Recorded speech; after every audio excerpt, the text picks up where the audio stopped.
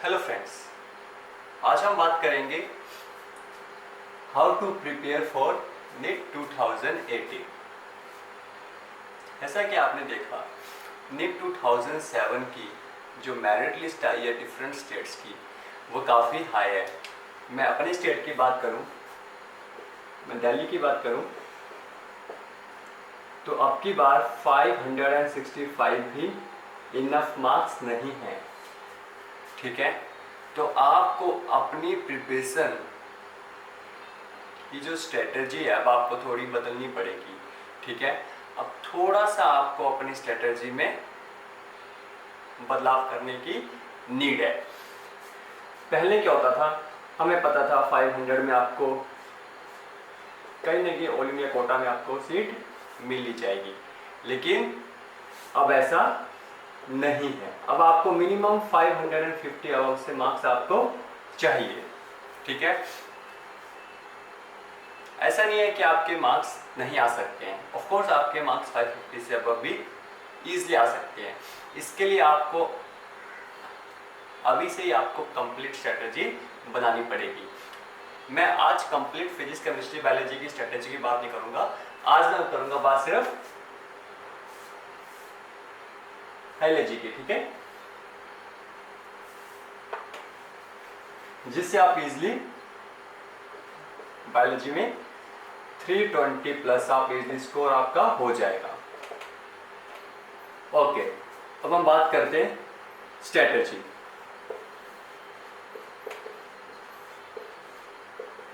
अभी हमें पता है ये जो हमारा मंथ है, आज डेट कितनी है, 16।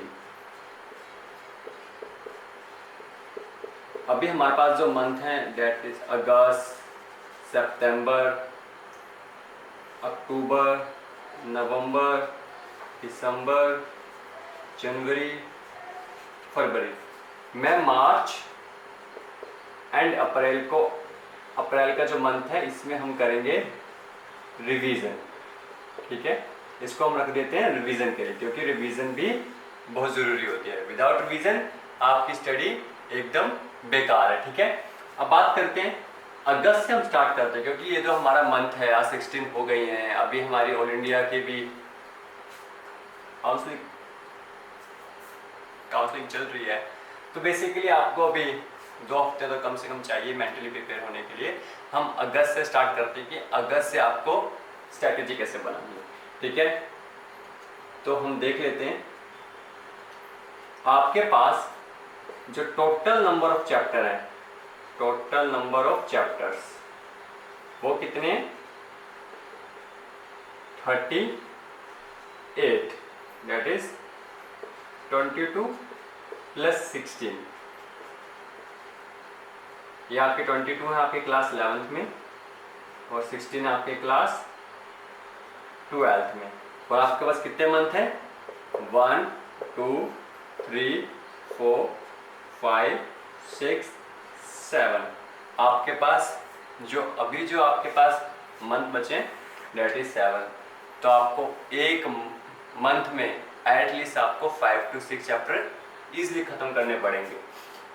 Minimum chapter 5 to 6, 5 to 6, 5 to 6, 5 to 6, 5 to 6, 5 to 6, 5 to 6। यदि मैं इंटू करूँ 6 7 जा 42, 5 7 जा 35।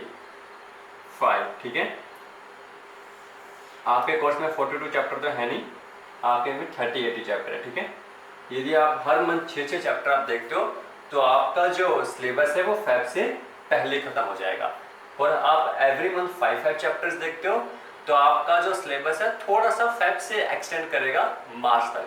अब देखो ये हाइपोथेटिकल डाटा नहीं है, इसके लिए मैंने काफ़ी मेहनत की, देखा कि कितना टाइम लगता है चैप्टर में। तो अब देखो आपको हम पहले मान के चलते हैं, आपको एक मंथ में करने सिर्फ 5 चैप्टर। ठीक है, होते कितने डे हैं, 30 डेज होते हैं। ठीक है, divided by 5, 6 days for 1 chapter.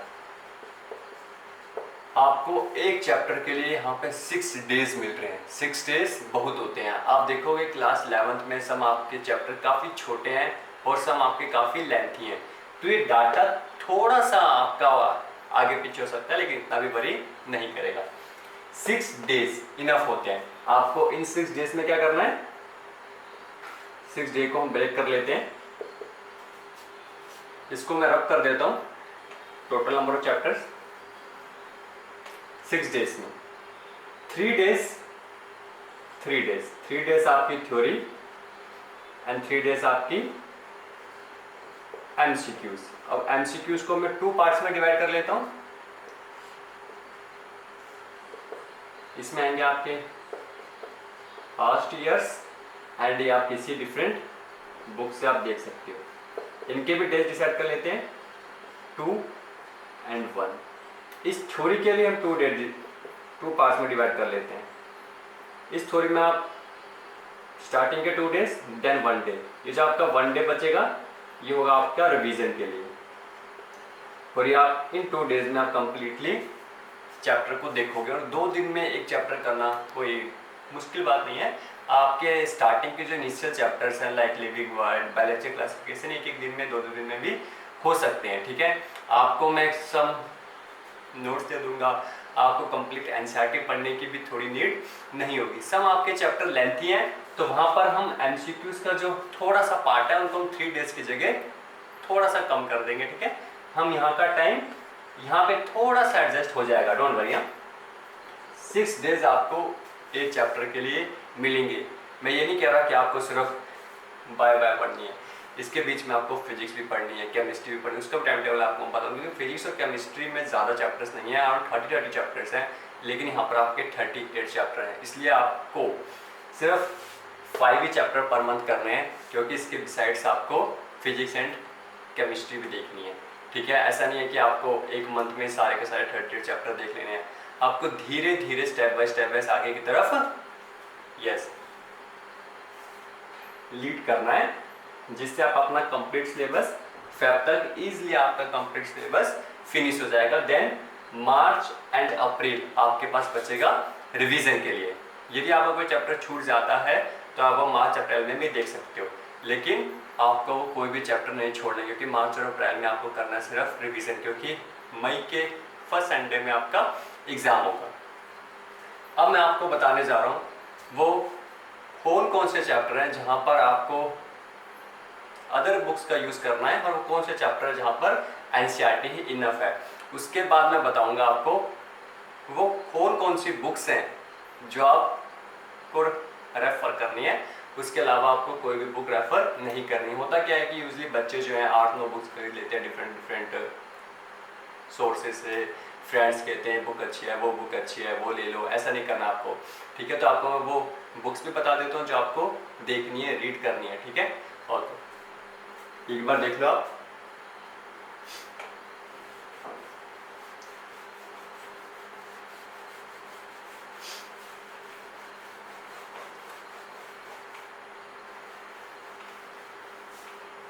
Okay, अच्छा, सबसे पहले आपको मैं बुक्स के बारे में बता देता हूँ तो कौन सी बुक्स हैं जो आपको देखनी है।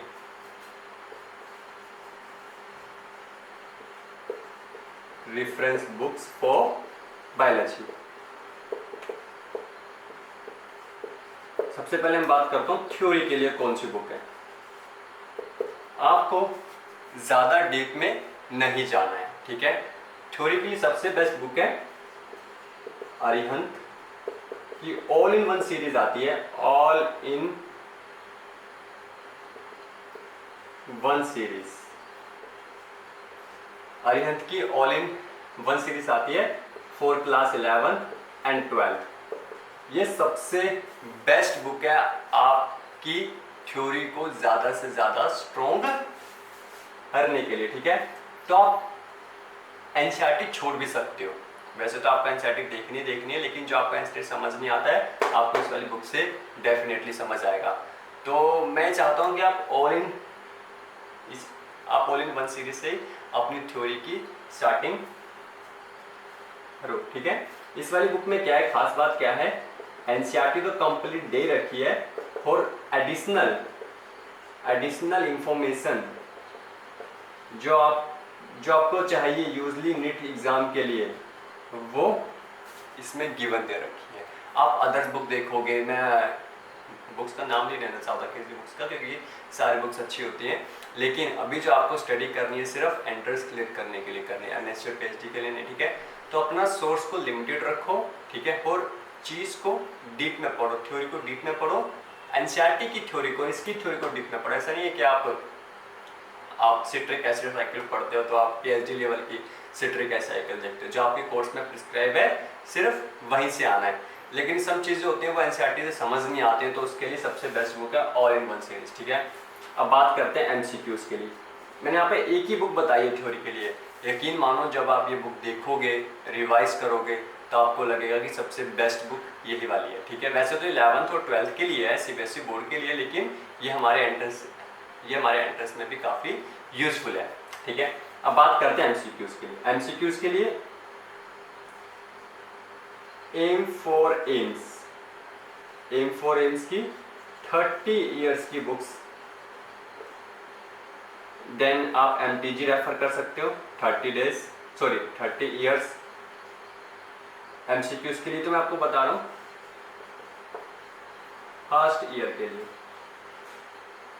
पास्ट ईयर एमसीक्यूज जो अभी तक एआईपीएमडी में आए हुए हैं। इसके बाद एक और बुक है, क्योंकि आपको एमसीक्यूज में ज़्यादा फोकस करना है as compare to theory portion. एक और बुक है इसके लिए, अगेन अरिहंत की, chapter wise topic wise MCQs.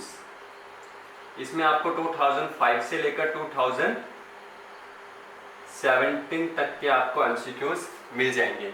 ये शायद आपको नाम दिखा नहीं होगा, मैं इसको ऊपर लिख देता हूँ। एमसीक्यूज की एक और बुक है, कौन सी बुक है? Chapter wise topic wise book by Arihant. इसमें आपको 2005 से 2017 तक डिफरेंट स्टेट्स के, हमारी कंट्री में जितने भी स्टेट्स हैं उनके जो पहले एंट्रेंस एग्जाम हुआ करते थे उन सबके एमसीक्यूज इसमें दे रखे हैं, ठीक है। इसके साथ साथ आपको ये वाली बुक भी देखनी है। बस आप इतना सा आप देख लोगे तो आपके इजीली 320 प्लस आपके मार्क्स इजीली आ सकते हैं, ठीक है। आपको जो बुक्स रेफर करनी है इसके लिए Arihant all in one, MCQs के लिए एम फॉर एम्स की बुक 30 इयर्स या एमटीजी 30 इयर्स, ठीक है। इसके साथ आपको अरिहंत की एक और बुक है chapter wise topic wise book by Arihant, जिसमें आपको 2005 से 2017 तक डिफरेंट स्टेट्स के एमसीक्यूज आपको मिल जाएंगे, ठीक है। आप इतना सा देख लेते हो तो यकीन मानिए आपको डॉक्टर बनने से कोई भी नहीं रोक सकता, ठीक है। यदि आप कोचिंग लेना चाहते हो वो आपकी विश है, ठीक है। नहीं लेना चाहते तो भी आपकी मर्जी है।